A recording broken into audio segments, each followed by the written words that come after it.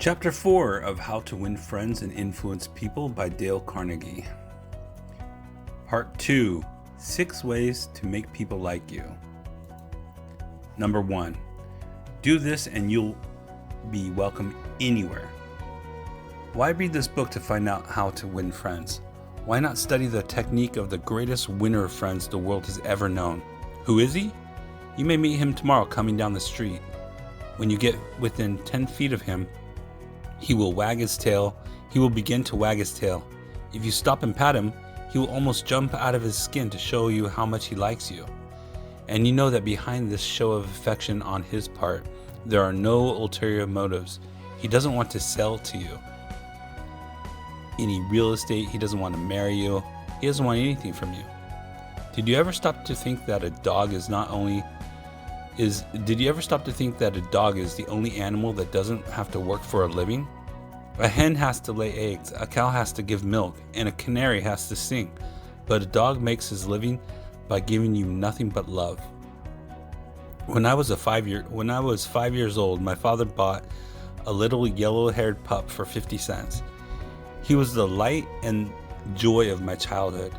Every afternoon about 4:30, he would sit in the front yard with his beautiful eyes staring steadfastly at the path.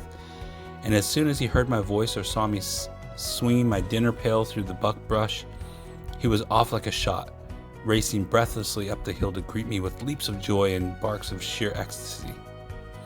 Tippy was my constant companion for 5 years. Then one tragic night, I shall never forget it, he was killed within 10 feet of my head, killed by lightning. Tippy's death was the tragedy of my boyhood. You never read a book on psychology, Tippy. You didn't need to. You knew by some divine instinct that you can make more friends in 2 months by becoming genuinely interested in other people than you can in 2 years by trying to get other people interested in you. Let me repeat that. You can make more friends in 2 months by becoming interested in other people than you can in 2 years by trying to get other people interested in you. Yet I know, and you know, people who blunder through life trying to wigwag other people into becoming interested in them. Of course it doesn't work. People are not interested in you. They are not interested in me. They are interested in themselves, morning, noon, and after dinner. The New York Telephone Company made a detailed study of telephone conversations to find out which word is the most frequently used. You have guessed it. It is the personal pronoun I. I. It was used 3,900 times in 500 telephone conversations. I. When you see a group photograph that you're in, whose picture do you look at first? If we merely try to impress people and get people interested in us, we will never have many true, sincere friends. Real friends, are not made that way. Napoleon tried it. In his last meeting with Josephine, he said, "Josephine, I have been as fortunate as any man ever was on this earth, and yet at this hour you are the only person in the world on whom I can rely." And historians doubt whether he could even rely on her. Alfred Adler, the famous Viennese psychologist, wrote a book entitled "What Life Should Mean to You." In that book, he says, "It is the individual who is not interested in his fellow man who has the greatest difficulties in life and provides the greatest injury to others. It is from among such individuals that all human failures spring." You may read scores of erudite tomes on psychology without coming across a statement more significant for you and me. Adler's statement is so rich with meaning that I'm going to repeat it in italics. It is the individual who is not interested in his fellow men who has the greatest difficulties in life and provides the greatest injury to others. It is from among such individuals that all human failures spring. I once took a course in short story writing at New York University, and during that course, the editor of a leading magazine talked to our class. He said he could pick up any one of the dozens of stories that drifted across his desk every day, and after reading a few paragraphs, he could feel whether or not the author liked people. If the author doesn't like people, he said, people won't like his or her stories. This hard-boiled editor stopped twice in the course of his talk on fiction on fiction writing and apologized for preaching a sermon. I am telling you, he said, the same things your preacher would tell you. But remember, you have to be interested in people if you want to be a successful writer of stories. If that is true of writing fiction, you can be sure it is true of dealing with people face to face. I spent an evening in the dressing room of Howard Thurston the last time he appeared on Broadway. Thurston was the acknowledged dean of magicians. For 40 years, he had traveled all over the world, time and time again, creating illusions, mystifying audiences, and making people grasp with astonishment. More than 60 million people had paid admission to his show, and he had made almost $2 million in profit. I asked Mr. Thurston to tell me the secret of his success. His schooling certainly had nothing to do with it, for he ran away from home as a small boy, became a hobo, rode in boxcars, slept in haystacks, begged for food from door to door, and learned to read by looking out of boxcars at signs along the railway. Did he have a superior knowledge of magic? No, he told me hundreds of books had been written about legerdemain, and scores of people knew as much about it as he did. But he had two things that the others didn't have. First, he had the ability to put his personality across the footlights. He was a master showman. He knew human nature. Everything he did, every gesture, every intonation of his voice, every lifting of an eyebrow had been carefully rehearsed in advance, and his actions were timed to split seconds. But in addition to that, Thurston had a genuine interest in people. He told me that many magicians would look at the audience and say to themselves, well, there's a bunch of suckers out there, a bunch of hicks, I'll fool them all right. But Thurston's method was totally different. He told me that every time he went on stage, he said to himself, I am grateful because these people come to see me. They make it possible for me to make my living in a very agreeable way. I'm going to give them the very best I possibly can. He declared he never stepped in front of the footlights without first saying to himself over and over, I love my audience, I love my audience. Ridiculous? Absurd? You are privileged to think anything you like. I am merely passing it on to you without comment as a recipe used by one of the most famous magicians of all time. George Dyke of North Warren, Pennsylvania, was forced to retire from his service station business after 30 years when a new highway was constructed over the site in his station. It wasn't long before the idle days of retirement began to bore him, so he started filling in his time trying to play music on his old fiddle. Soon he was traveling the area to listen to music and talk with many other accomplished fiddlers. In his humble and friendly way, he became generally interested in learning the background and interests of every musician he met. Although he was not a great fiddler himself, he made many friends in this pursuit. He attended competitions and soon became known to the country music fans in the eastern part of the United States as Uncle George, the fiddle scraper from Kinzua County. When we heard Uncle George, he was 72 and enjoying every minute of his life. By having a sustained interest in other people, he created a new life for himself at a time when most people consider their productive years over. That, too, was one of the secrets of Theodore Roosevelt's astonishing popularity. Even his servants loved him. His valet, James E. Amos, wrote a book about him entitled Theodore Roosevelt, Hero to His Valet. In that book, Amos relates this illuminating incident. My wife one time asked the president about a bobwhite. She had never seen one, and he described it to her fully. Sometime later, the telephone at our cottage rang. Amos and his wife lived in a little cottage on the Roosevelt estate at Oyster Bay. My wife answered it, and it was Mr. Roosevelt himself. He had called her. He said to tell her that there was a bobwhite outside her window and that if she would look out, she might see it. Little things like that were so characteristic of him. Whenever he went by our cottage, even though we were out of sight, we would hear him call out, "Ooh, Annie! Ooh, James!" It was just a friendly greeting as he went by. How could employees keep from liking a man like that? How could anyone keep from liking him? Roosevelt called at the White House one day when when the president and Mrs. Taft were away.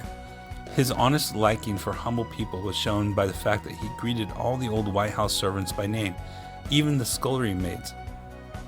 When he saw Alice, the kitchen maid, writes Archie Butt, he asked her if she still made cornbread. Alice told him that she sometimes made it for the servants, but no one ate it upstairs. "They show bad taste," Roosevelt boomed, "and I'll tell the president so when I see him." Alice brought a piece to him on a plate, and he went over to the office eating it as he went and greeting gardeners and laborers as he passed. He addressed each person just as he had addressed them in the past. Ike Hoover, who had been head usher at the White House for 40 years, said with tears in his eyes, "It is the only happy day we had in nearly 2 years, and not one of us would exchange it for a $100 bill." The same concern for the seemingly unimportant people helped sales representative Edward M. Sykes Jr. of Chatham, New Jersey, retain an account many years ago.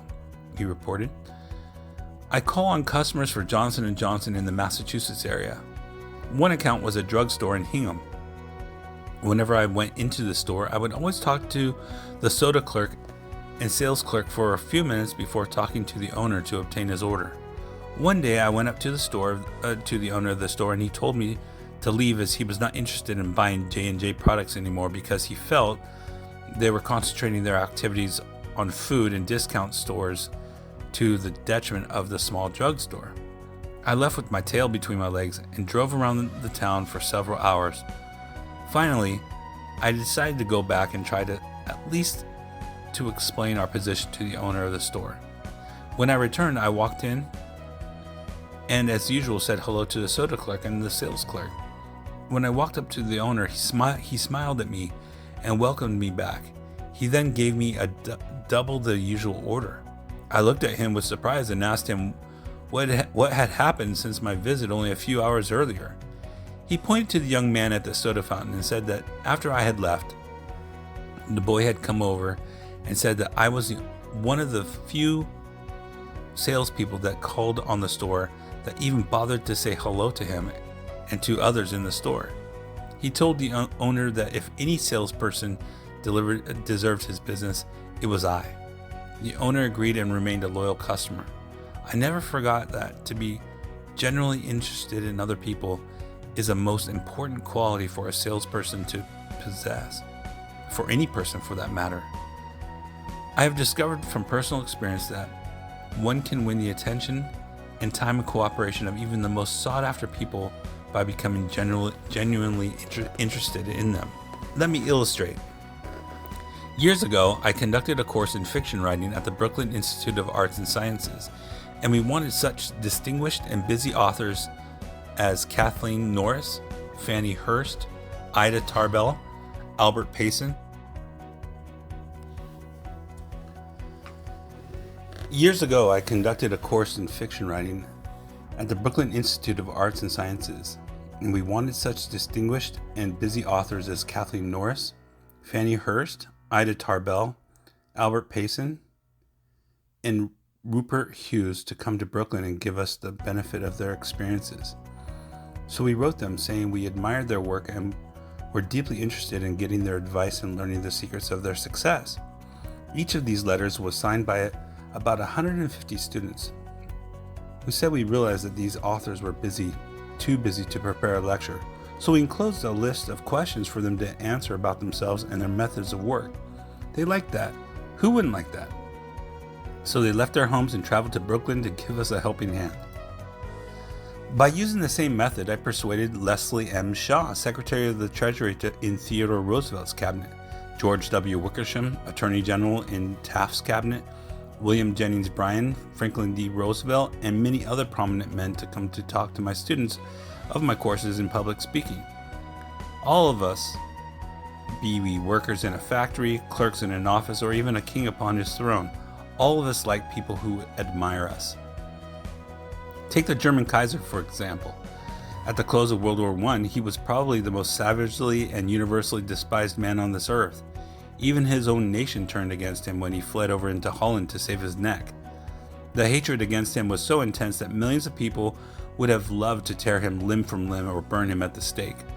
In the midst of all this forest fire of fury, one little boy wrote the Kaiser a simple, sincere letter glowing with kindness and admiration.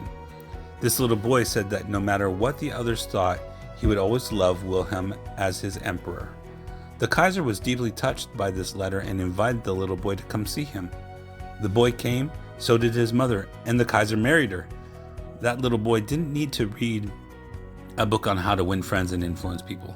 He knew how instinctively. If we want to make friends, let's put ourselves out to do things for other people. Things that require time, energy, unselfishness, and thoughtfulness. When the Duke of Windsor was Prince of Wales, he was scheduled to tour South America, and before he started out on that tour, he spent months studying Spanish so that he could make public talks in the language of the country. And the South Americans loved him for it. For years, I made it a point to find out the birthdays of my friends. How? Although I haven't the foggiest bit of faith in astrology, I began by asking the other party whether he believed the date of one's birthday has anything to do with character and disposition. I then asked him or her to tell me the month and day of birth. If he or she said November 24th, for example, I kept repeating to myself, November 24th, November 24th. The minute my friend's back was turned, I wrote down the name and birthday and later would transfer it to a birthday book. At the beginning of each year, I had these birthday dates scheduled in my calendar pad so that they came to my attention automatically. When the natal day arrived, there was my letter or telegram. What a hit it made. I was frequently the only person on earth who remembered. If we want to make friends, let's greet people with animation and enthusiasm. When somebody calls you on the telephone, use the same psychology. Say hello in tones that bespeak how well you are, how pleased you are to have the person call. Many companies train their telephone operators to greet all callers in a tone of voice that radiates interest and enthusiasm. The caller feels the company is concerned about them. Let's remember that when we answer the telephone tomorrow. Showing a genuine interest in others not only wins friends for you, but may develop in its customers a loyalty to your company. In an issue of the publication of the National Bank of North America of New York, the following letter from Madeline Rosedale, a depositor, was published. I would like you to know how much I appreciate your staff. Everyone is so courteous, polite, and helpful. What a pleasure it is after waiting on a long line to have the teller greet you pleasantly. Last year, my mother was hospitalized for 5 months. Frequently, I went to Marie Petrulo, a teller. She was concerned about my mother and inquired about her progress. Is there any doubt that Mrs. Rosedale would continue to use this bank? Charles R. Walters, of one of the large banks of New York City, was assigned to prepare a confidential report of a certain corporation. He knew of only one person who possessed the facts he needed so urgently. As Mr. Walters was ushered into the president's office, a young woman stuck her head through a door and told the president that she didn't have any stamps for him that day. I am collecting stamps from my 12-year-old son, the president explained to Mr. Walters. Mr. Walters stated his mission and began asking questions. The president was vague, general, nebulous. He didn't want to talk, and apparently nothing could persuade him to talk. The interview was brief and barren. Frankly, I didn't know what to do, Mr. Walters said as he related the story to the class. Then I remembered what his secretary had said to him. Stamps, 12-year-old son, and I also recalled that the foreign department of our bank collected stamps taken from letters pouring in from every continent washed by the 7 seas. The next afternoon, I called on this man and sent in word that I had some stamps for his boy. Was I ushered in with enthusiasm? Yes, sir. He couldn't have shaken my hand with more enthusiasm if he had been running for Congress. He radiated smiles and goodwill. My George will love this one, he kept saying as he fondled the stamps. And look at this is a treasure. We spent half an hour talking stamps and looking at a picture of his boy, and he then devoted more than an hour of his time to giving me every bit of information I wanted, without my even suggesting that he do it. He told me all he knew, and then called in his subordinates and questioned them. He telephoned some of his associates. He loaded me down with facts, figures, reports, and correspondence. In the parlance of the newspaper's reporters, I had a scoop. Here's another illustration. C.M. Naffel Jr. of Philadelphia had tried for years to sell fuel to a large chain store organization, but the chain store company continued to purchase its fuel from an out-of-town dealer and haul it right past the door of Naffel's office. Mr. Naffel made a speech one day before one of my classes, pouring out his hot wrath upon chain stores, branding them as a curse to the nation. And still he wondered why he couldn't sell them. I suggested that he tried different tactics. To put it briefly, this is what happened. We staged a debate between the members of the course on whether the spread of the chain store is doing the country more harm than good. Naffel, at my suggestion, took the negative side. He agreed to defend the chain stores, and then went straight to an executive of the chain store organization that he despised and said, "I'm not here to try to sell fuel. I've come to ask you to do me a favor." He then told about his debate and said, "I have come to you for help because I can't think of anyone else who would be more capable of giving me the facts I want. I'm anxious to win this debate, and I'll deeply appreciate whatever help you can give me." Here's the rest of the story of Mr. Naffel's own words. "I had asked this man for precisely 1 minute of his time. It was with that understanding that he consented to see me. After I had stated my case, he motioned me to a chair and talked to me for exactly 1 hour and 47 minutes. He called in another executive who had written a book on chain stores. He wrote to the National Chain Store Association and secured me a copy of a debate on the subject. He feels that the chain store is rendering a real service to humanity. He is proud of what he is doing for hundreds of communities." His eyes fairly glowed as he talked, and I must confess that he opened my eyes to things I had never even dreamed of. He changed my whole mental attitude. As I was leaving, he walked with me to the door, put his arm around my shoulder, wished me well in my debate, and asked me to stop in and see him again and let him know how I made out. The last words he said to me were, "Please see me again later in the spring. I would like to place an order with you for fuel."